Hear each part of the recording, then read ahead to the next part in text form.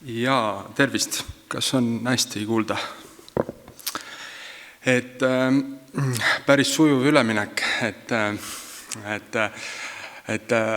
kurb, et majade teha sellise renoveerimisega on niimoodi, et ma loodan, et täna e-mobiilsus on paremas seisus. Ma tegelikult tahaks kinnitada, et me oleme paremas seisus tegelikult, ja ma arvan, et see on kindlasti selline teema, et kõik vähemalgi või rohkemal määral olete seotud kindlasti e-mobiilsusega. Kui ise elektriautoga ei sõida, siis kindlasti on teil majas huvilisi, kes laadijat tahaks. Ja see on kindlasti hästi pikk ja sügav teema, et tänane aeg on kahjuks piiratud, aga ma julgelt soovitan, et kui teema huvi pakub, mul on lõpus üks QR-kood ka, kus saate juhendi alla tõmmata. Me tegelikult töötasime välja väga pika ja põhjaliku juhendi, 20 lehekülge, et sealt saab kõige kohta täpsemalt lugeda. Et teemasse natuke sisse minna, kuna siin on tõesti iga teema on hästi põnev ja erinev, et ma panin mõned numbrid ka slaidile. 2024 aasta lõpuseisuga on Eestis registreeritud circa 9000 elektriautot. Laetavaid elektriautosid ehk siis pistikhübriide oli seal circa 16 000. Nüüd aastaks 2030, mis tegelikult on siin lähitulevik, võiks see number olla siis vahemikus 80 kuni 120 000. Meie usume, et see number jääb sinna 100 000 piirimaile ja tegelikult see on märkimisväärne kasv. Nii eramajades, kindlasti kortermajades, et kindlasti aastal 2030 iga kortermaja, kas siis elanik või külaline on kuidagi seotud elektriautoga. Veel allpool numbrid, et 2024 aastal siis kõikidest uutest ja sisse toodud autodest olid siis 4,6% elektriautod.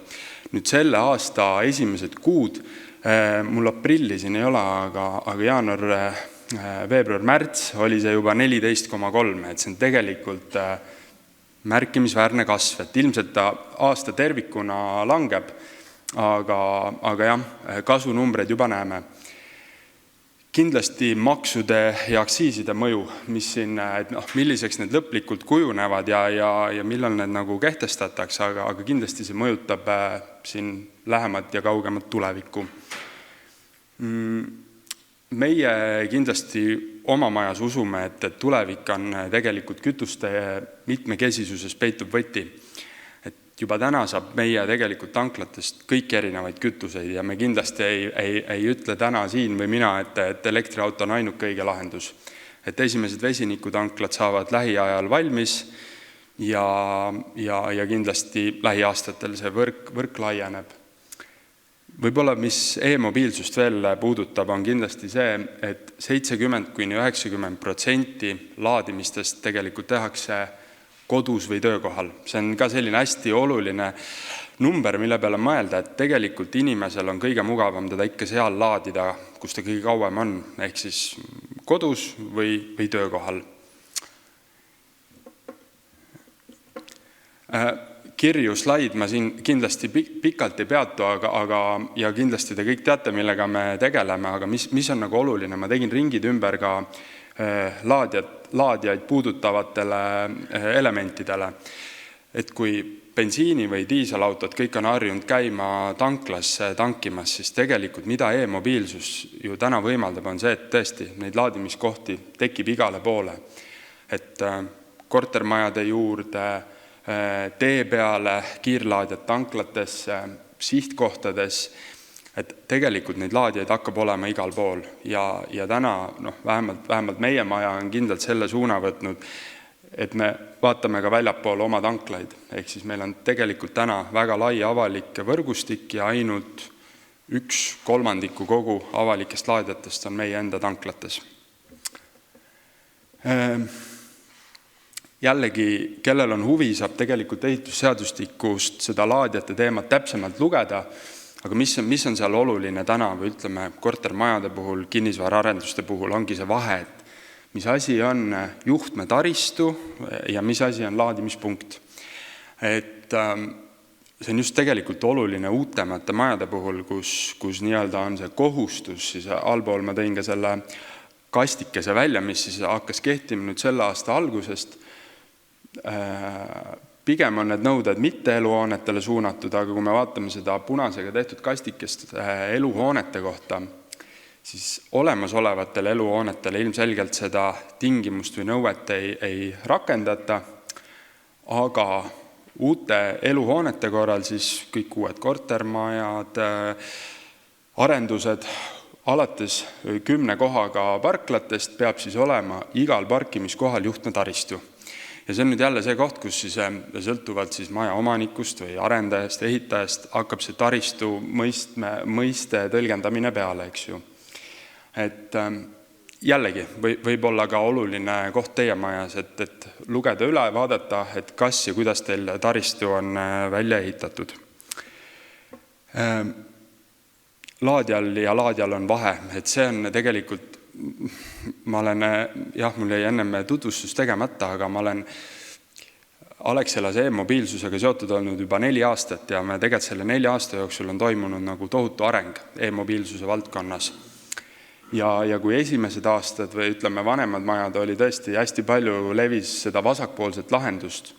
Olemasolevatesse pistikutesse pandi laadjaid, pandi mingeid selliseid nii-öelda rumalaid laadjaid, siis täna meie soovitus on küll, et kui teil veel õnnestub oma maja nii-öelda päästa ja esimesed huvilised pole maju neid rumalaid laadjaid täis pannud, siis kindlasti nagu võtke aeg maha, vaadake, kes on täna turul suuremad pakkujad, operaatorid, võtke mitu pakkumist ja tegelikult oleks mõistlik ehitada kogu süsteem üles nendele nutikatele laadjatele. Et on olemas neid näiteid, ma ei tea, kas see on see tänane teema, see kogukonnapõhine arendamine, aga mitte kaugel siit on näiteid, kus ühte kortermajja on pandud 10 erinevat sellist vasakpoolset laadjat, kes ostis eBayst, kes ostis AliExpressist. Ja reaalsus on see, et tegelikult neid laadjaid juhtida ei ole võimalik ja tegelikult tuleb kogu majasüsteem ümber ehitada siis tarkadele laadjatele. Lühidalt veel, et mis väärtust või mis asja me Alexelas ajame, on tegelikult see, et meie nägemuses on see, et laadjatel peaks olema taga operaator, kes kogu seda laadimisparki haldab. Et laadjaid müüvad täna paljud ja kui guugeldada, siis tõesti 10 Google'i lehekülge saab igasuguseid laadjaid ja paigaldada oskab ka laadjaid igaüks, aga oluline on see kogu see hilisem, mis tuleb peale seda laadja paika saamist. Et kas teie halduritena või ühistu esimeestena soovite tegeleda kõikide nende nii-öelda toredate probleemide ja mõtetega, mis pärast seda tekivad, et ma ei usu ja meil täna ma julgen küll öelda, et klienditeenindus suudab sellised esimese leveli probleemid 99% ära lahendada, et kuidas ma oma autot laadima pean panema, millal ma pean oma autot laadima, et me kindlasti täna soovitame kaaluda suuri operaatoreid ja vaadata, et mis väärtust keegi loob. Mis on need erinevad lahendused, kuidas üldse kortermajja laadjaid paigaldada, et see on ka, või see ei peagi olema kortermaja, see võib ka olla ärimaja, ükskõik, alati esimene peaks olema see analüüsi koht.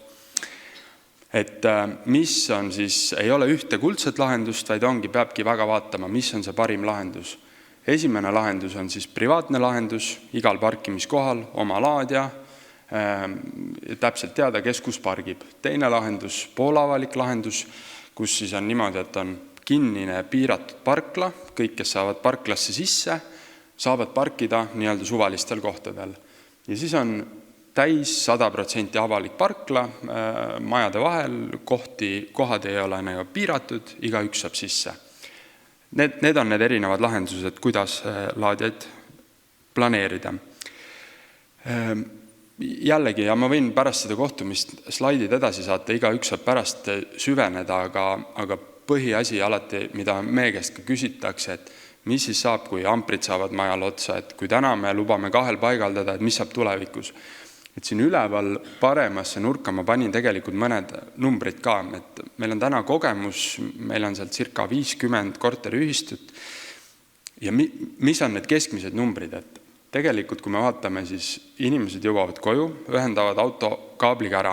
Kaabel on keskmiselt inimestel ühendatud 11 tundi. Aga kui me vaatame, et millal see laadija töötab või mis on see aktiivne laadimisaeg, siis see on tegelikult ainult 2 tundi. Ja selle 2 tunni jooksul laetakse ainult 22 kilovatt-tundi. No elektriautode akud on täna 70-80 kilovatt-tundi, ehk siis keskmiselt iga inimene, kellel on laadija korter majas, laeb ainult 22 kilovatt-tundi. Ja siis ma tõin siia alla 2 referentsi ka või nii-öelda näidet, kõige värskemad näited eelmine aasta said valmis. Üks on uuem kortermaja Veerennis, hästi suur parkla, mitme maja peal üks parkla, 157 parkimiskohta, sinna sai tehtud selline terviklik laadimistaristu põhimõtteliselt igale kohale. Valmidused, laadijad said seal 20 või 30, ma peast ei mäleta, aga tegelikult on näha, et maja peakaitsme suurus on 1000 amprit. Öine tarbimine on ainult sellest 150 amprit, ehk siis põhimõtteliselt öisel ajal vahemikus 10 hommikul 7 on tegelikult vaba 850 amprit. Ja kui teha sellised väga üldistatud arvutused, siis põhimõtteliselt me saame öelda, et öine laadimise maht, potentsiaalne laadimise maht on tegelikult 5 mega ja selle vaba ressursi saaks tegelikult laadida rohkem autosid, kui seal parkimismajas kohti on. Et see tegelikult näitab seda, et kui arvestada kõike üheaegsustegurit, kõik inimesed ei lae iga päev autot, kõik inimesed ei lae samal ajal, kes jõuab koju peale tööd 6 ajal, tal on tegelikult juba aku täis kella 7, kes jõuab koju, ma ei tea, käib trennis ka veel, jõuab koju, ma ei tea, hiljem kell 11, temal on aku kell 1 täis. Et see tegelikult ka natukene võtab neid hirme maha, mis tihti peale nagu kortermajade puhul tekivad. Ja teine näide, Kalamaja kortermaja näide, tegelikult seal on küll väiksem maja, väiksem peakaitse, aga suurusjärgud on samad. Tegelikult saavad kõik need 42 kohta tulevikus endale laadijad panna ja see ei pea seda peakaitset tingimata tõstma. Lühidalt veel, et mis see privaatne lahendus siis tegelikult on, et kindlasti meie soovitus on täna see, et ärge lubage oma inimestel ühendada neid laadijaid otse korterid elektriarvestite alla, mis on ka selline, tundub nagu lihtne, et tavaliselt see protsess algab alati samamoodi, et esimene huviline ostab endale elektriauto ära ja siis hakkab kohe kirjutama ühistu esimehele, et kuule, mul on nüüd homseks vaja laadijat, tegelikult mul juba eile oli vaja laadijat. Ja siis nii kaua painab, kuni lõpuks minnakse lihtsamad teed ja lubatakse see korteri arvesti alla panna. Aga mis tegelikult juhtub, et see, jah, 1-2 võib panna, aga pikas plaanis seda ei ole võimalik neid võimsusi juhtida ja juhtub see, et isegi kui ta nii-öelda dünaamiliselt kontrollib, mis ta enda korter teeb, siis tegelikult tervet maja see süsteem ei juhi. Meie soovitus on siis tark ja nii-öelda tulevikukindel laadimistaristu, kus on eraldi laadijate jaotuskilp, iga kilovatt-tund on loetud, kõik laadijad on ühendatud ühte kilpi ja selliselt toimub see nii-öelda tark juhtimine, ehk siis vaadatakse, mida teeb maja, palju maja ise tarbib, maja on primaarne tarbija, et ahjud ja pesumasinad on alati eelistatud laadijatele, ja kõik, mis jääb üle, suunatakse laadijatele. Ja mida ma soovitan, et tihti jääb see asi võib-olla ka toppama, et kui võetakse see pakkumine, eks ju, et siis see esialgne number nagu nii-öelda hirmutab, et see lihtne paigaldus korteri arvesti alla maksab nii vähe, aga see terviklik süsteem on nagu kallis, siis see sama Veerenni korteriühistu näide, et me tegelikult taotlesime seal, aitasime taodelda ka eelmine aasta jagati hoovid korda toetust, siin lähiajal on tulemas veel mõned toetused, vaatame, kuidas need nagu välja tulevad, aga igal juhul, et mõistlik on vähemalt täna võtta neid pakkumisi ja harjutada ühistud selle mõttega, et hakkame tegema ikkagi tarka asja. No nendest asjadest ma juba tegelikult rääkisin, aga oluline on see, et see toide tuleks kesksest allikast, jaotuskilp, oluline on see, et täna kellelgi ei oleks mingid amprid garanteeritud, et panen endale laadi ära ja ma pean iga kell alati saama sama võimsusega laadida. Et seda tunnet ei tohi tekkida inimesel, sest kortermajas need amprid ei ole kellegi isiklikud, eks ju. Et see vahemik sõltubki sellest, palju autosid laeb ja kui palju on vaba ressurssi. Targa süsteemi puhul on tulevikus lihtsam laadijaid lisada ja võimalik korraldada automaatset arveldust, ehk siis iga kilovatt-tund on loetud, midagi kuhugi kaduma ei lähe. Teine lahendus, poolavalik lahendus, Saku näide. Siin on näha tegelikult, et see parkla on piiratud tõkkepuuga ja seal me lõime siis tegelikult sellise poolavaliku laadja, ehk siis kellelgi ei ole oma privaatset laadjat, vaid ongi ühiskasutatav laadja külaliste kohtadele pandud. Avalikus äpis me neid ei kuva, et kes saab tõkkepuu alt sisse, läheb oma kaardiga, viipab ja ühistu saab siis raporti, kus on näha täpselt, et iga kaardiga palju laeti. Antud juhul ühistu soovis ise arveldada, ehk siis põhimõtteliselt meie saadame iga kuu raporti, palju iga kaardiga laadimisi tehti ja ühistu siis liidab lihtsalt korteriarvesti ja laadja tarbimise kokku. Aga see ei pea nii olema, see võiks tegelikult olla ka täisautomaatne lahendus. Et meie soovitus on see, et tegelikult ühistu ei pea otseselt midagi tegema, aga selles suhtes, kui ta soovib, võib ka nii teha. Ja mis on veel selle lahenduse puhul huvitav, et kui näiteks mõni külaline tuleb sinna parklasse või nii-öelda, et keegi saab sealt parklas sisse, tehakse tõkkepuu lahti, siis tegelikult saab ka täiesti kolmas osapool seal laadida. Arveldame siis, Alexela arveldab selle lõppkliendiga avaliku tariifi järgi ja kompenseerime ühistule siis selle kulu, nii-öelda laadjatest tarbitud kulu. Et see on selles suhtes hea lahendus, et ühistu liikmed ise ei pea seda nii-öelda, ise tegema seda kulu, vaid ühistu rajab nii-öelda ühistu raha eest sellise laadja, valib operaatori sinna, kas oleme meie või keegi teine, katab küll esialgse vajaduse, aga tulevikus, kui autode arv kasvab, siis tekib ikkagi probleem, et neid laadjaid on vaja juurde panna. Täielikult avalik lahendus siis eelmise aasta suvel Loo aleviku lõime siis nii-öelda tõesti kortermajad sinna keskele nii-öelda prügikastide kõrvale, täiesti uued kohad ja panime sellise täis 100% avaliku laadja, mis on äpis nähtav. Et seal oligi see teema tegelikult, et kellelgi oma isiklikke kohti ei olnud, tekkisid esimesed huvilised, et tahaks laadida, aga põhimõtteliselt seal me tegime siis sellise kokkuleppe kohaliku omavalitsusega, siis oli seal, tegime veel eraldi liitumise, et ütleme, sõltuvalt asukohast projektist on ka täitsa võimalus, et me teeme täiesti oma liitumise. Need liitumised ei pea olema üldse suured, et selline öine pikaaegne laadimine, ütleme 32 amprit näiteks täiesti okei, et ei pea olema väga suur. Aga seal on hästi palju erinevaid lahendusi ja see sõltub kõik koostööst, et kas see liitumine tuleb, põhimõtteliselt me saame täna teha ka täisavaliku lahenduse korteriühistu liitumise alt, et ei ole üldse mingit probleemi.